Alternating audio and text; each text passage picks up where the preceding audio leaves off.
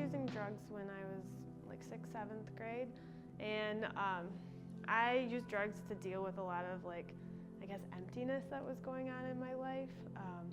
My parents got divorced when I was in 2nd grade, and I just had a really hard time dealing with that. And so I think for me it was like a case of identity. I started to really take on the identity of a messed up and hurting kid, and I wanted to kind of prove to the world that that's who I was.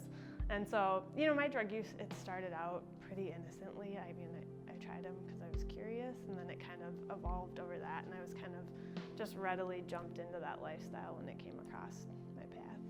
So by the time I was 23, I was an IV heroin user, and it just, I was just a hard partier. I liked to party, and I just really embraced that lifestyle. The realization that knowing I needed to stop at some point, but being unable to, and then having that mental bind with drugs was just, I just couldn't imagine life without them.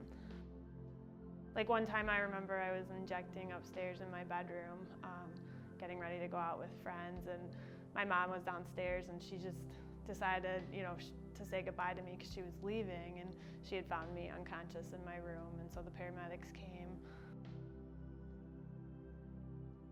It just shows the drug is really crazy, and it's really, the pull of it's so strong. I remember once I was on a pass from a rehab program, and a girl and I went to her house, and we shot up and we both overdosed, and her aunt called the paramedics on us.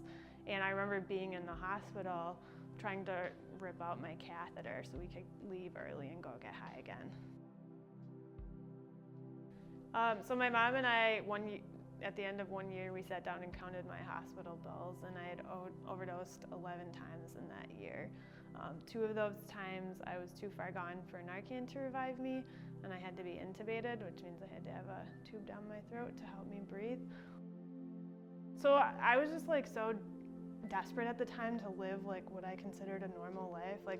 My brilliant plan was to go to Mexico. I wanted to get a job, and I just wanted to start my life over, and I wanted to be a normal person.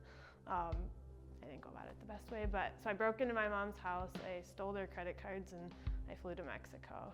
And I was arrested and deported, and I was charged with 2 felonies, burglary and identity theft.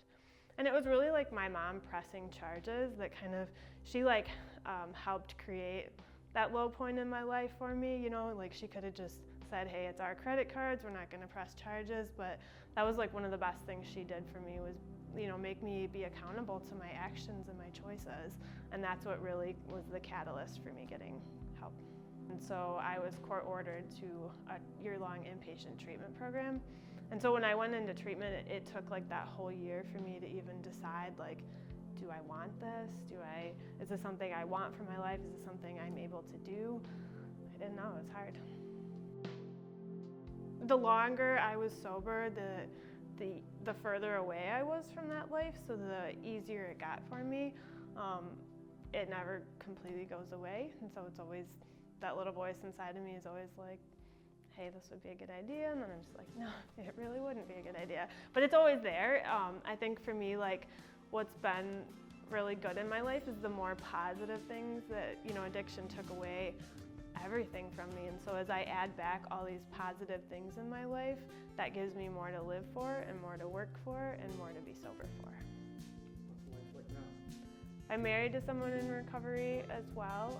We have a 3-year-old, so life is chaotic and hard in its own way, but I actually work for the treatment program that I went through, and then I work for Your Choice, which I absolutely love doing. It's fun.